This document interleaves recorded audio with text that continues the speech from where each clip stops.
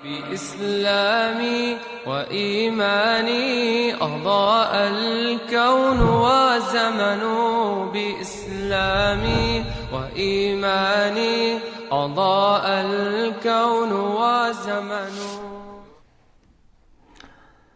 الحمد لله العلي الكبير وصل على محمد وعلى آله وصحبه وسلم.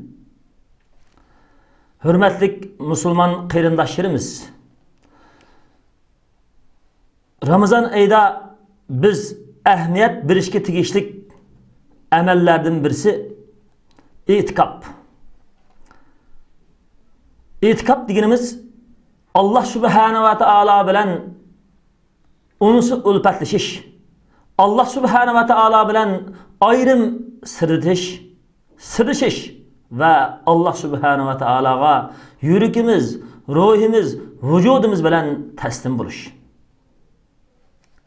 Özümüzni dünya ve onun şehvetlerinin barlık her kandak ahlatlerinden tazlaşka ehmiyet birip kelgüsü dünya azdurmaydıgan kafirler bizni aldıyalmaydıgan bir fidakar İslam ümmeti bulup yetişiş. Kıyırdaşlarımız xuddi Muhammed aleyhissalatu vesselam'nın medresxanasida, mektebida sahabiler radiyallahu anhumlar yetişkendek. Bu itikap doğruluk Allah Subhanahu ve Taala şundaq deganki: "Ve la tubashiruhunna ve entum akifun fil masajid."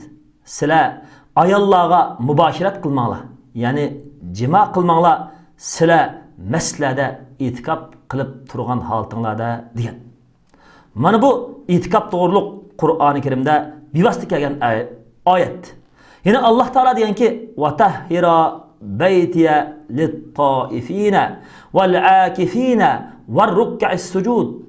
Mening Beytullahim bo'lgan uyim Ka'bamni yana har qandaq masjidni tavob qiluvchilar uchun paklanglar va itikop qiluvchilar uchun paklanglar, ruku sajda qiluvchilar uchun paklanglar degan.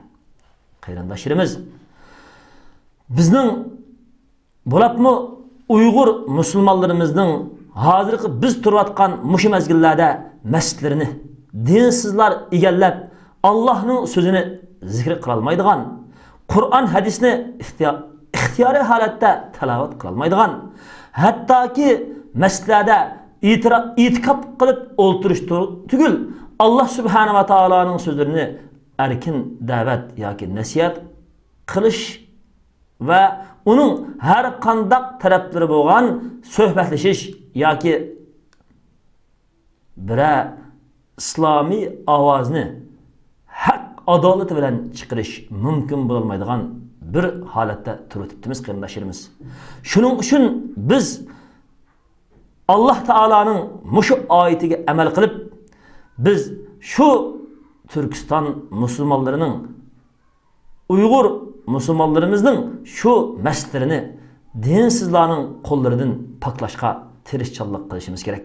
Ham chet ellardami biz haqiqiy Allah Taolaga xolis şirik bid'atdan pak bo'lgan e'tiqod va har qandaq Allah Subhanahu va Taolani g'azablantiradigan sharkatdan pak bo'lgan bir Allah razı bo'lgudek yaxshi xizmatlarni qilishimiz lozim.